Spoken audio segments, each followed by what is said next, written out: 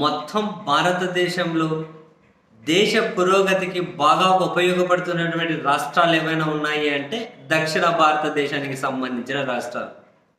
చాలా చైతన్యవంతంగా ఆలోచించే రాష్ట్రాలు ఏమన్నా ఉన్నాయి అంటే దక్షిణ భారతదేశానికి చెందిన రాష్ట్రాలు.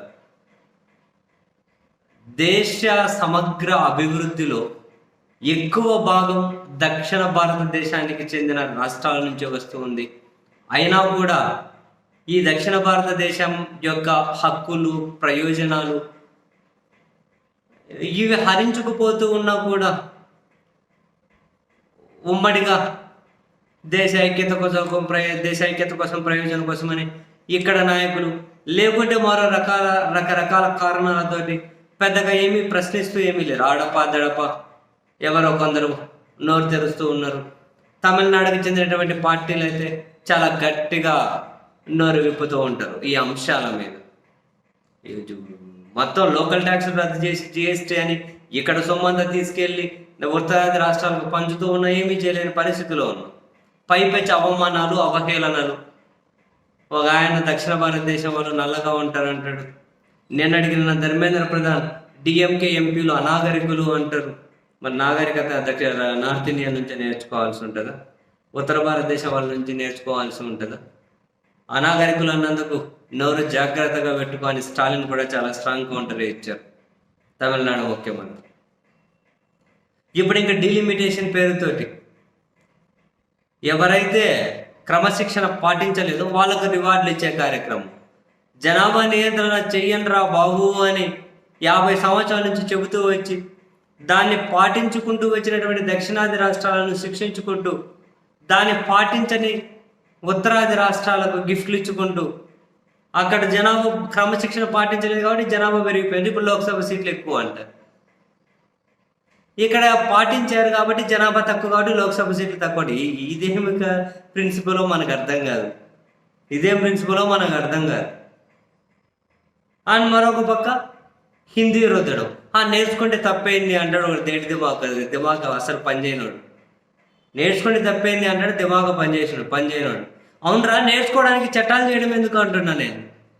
నేర్చుకోవడానికి చట్టాలు చేయడం ఎందుకు? మరి అలా చట్టాలు చేసేటైతే ఉత్తరప్రదేశ్లో తెలుగు నేర్చుకోవాలని చెప్పి అదే చట్టంలో పొందుపరచమంటారా బాబు? అవును, నాకు హిందీ వద్దు, నాకు ఒరిస్సా కావాలి, ఒడియా నేర్చుకోవాలి. ఎట్లరా అండక నీకు ఇంట్రెస్ట్ ఉంటే నువ్వు నేర్చుకో. అదే నేను చెబుతాను. ఎవరికి ఇంట్రెస్ట్ ఉంటే వాడు నేర్చుకుంటాడు. మీరేంది బలవంతంగా తీసుకొచ్చేది అంటాడు.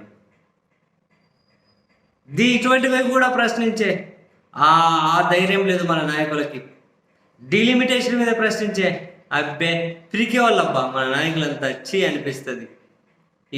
ఈ రాష్ట్రం బౌండరీ లైన్లలో అయితే వీరులం శూరులం అని చెప్పి తొడలు కొడుతూ ఉంటారు. తాజాగా మనం చూసాంగా తమిళనాడు ఏకంగా రూపాయి సింబల్ రూ అని ఇట్లా ఉంటుంది కదా, మన రూపాయి సింబల్ ఇట్లా రూ అని హిందీలో రాసుకుంటూ అసలు మీ హిందీలో మీ అక్షరం ఏంది అని చెప్పి తమిళనాడు వాళ్ళు రూ అని చెప్పి ఏకంగా కనుక రూపాయి సింబల్ని తమిళ్లో రాసేసి బడ్జెట్లోనే ప్రవేశపెట్టేశారు. బడ్జెట్ ప్రసంగాల్లోనే తమిళ్ రూ రాశారు. హిందీ రూ కాదు, మనకు మామూలుగా తెలిసిన ఈ రూ కాదు, కనిపించే రూపాయి సింబల్ కాదు. అసలు తమిళ్లో రూ రాసేశారు, డిజైన్ చేశారు. అది కూడా డిఎంకే మాజీ ఎమ్మెల్యే కొడుకే తయారు చేశారట. తమిళనాడు అఫీషియల్గానే అదే ప్రవేశపెట్టింది. కనీసం మనోళ్ళు ఆలోచన చేయాలన్నా గజ వణికి పెడతారేమో మన నాయకులైతే. స్టాలిన్ నేతృత్వంలో సై అంటే సై, దేనికైనా ఓకే అంటున్నారు వాళ్ళు. దేనికైనా ఓకే అంటున్నారు. మా సంస్కృతి మీద దాడి చేస్తే, మా భాష మీద దాడి చేస్తే, మా హక్కుల మీద దాడి చేస్తే, మా ఆత్మగౌరవం మీద దాడి చేస్తే మేము చూస్తూ ఉండనే ఉండం. మాకు చాలా అంతరాలు ఉన్నాయి. అయినా ఉమ్మడిగా కలిసి ఉంటూ ఉన్నామంటే మా గౌరవింపబడాలి. కరెక్టే కదా. దేశం అంటే రాత్రి పుట్టుకు రాలేదు కదా. అన్ని యూనియన్సే కదా, ఎక్కడికక్కడ సపరేట్ సంస్థానాలే కదా. అందరూ కలిసి ఏర్పడ్డారు. మరి అందరి ప్రజలను గౌరవించుకోవాలి కదా. అసలు భారతదేశ గొప్పతనమే అందులో ఉంది కదా. కాదంతా ఒకే దేశం ఒకటే అని చెప్పి మొత్తం చొచ్చుకుపోయి ఇక్కడ ఉన్న వాళ్ళ ఆత్మగౌరవాన్ని దెబ్బతీసేస్తామన్నా కనుక ఈ నాయకులు కుక్కిన పేనుగులా పడి ఉన్నారు. ఆ నాయకులు కుక్కిన పెరుగులో పడి ఉంటే చాలా మంది జనం కూడా వీటి గురించి మాట్లాడడానికి అసలు అవగాహన ఉన్నాడు కూడా నోరు తెరవట్లేదు. వీళ్ళు కుక్కిన పెరుగుల్లో పడి ఉంటున్నారు. అస్తిత్వం పోతుంది రా బాబు. నీ ఉనికే లేనప్పుడు ఎందుకు రా బాబు మనిషిగా నువ్వు? ఎవడైనా సరే ప్రతిదాన్ని సమర్థించేవాడు. నీ ఉనికే లేనప్పుడు నీకు రాజకీయం ఏందిరా బాబు? ఈ రోజు ఉన్న పార్టీ రేపు ఉంటుంది, రేపున్న పార్టీ నుండి విలీనం అయిపోతాయి. ఈ రోజు నాయకుడు ఉంటాడు, రేపు ఇంకోటి గోడదింకి ఇంకా వెళ్ళిపోతా, లేకుంటే విలీనమే ఇంకో కండువ కప్పుకుంటాడు.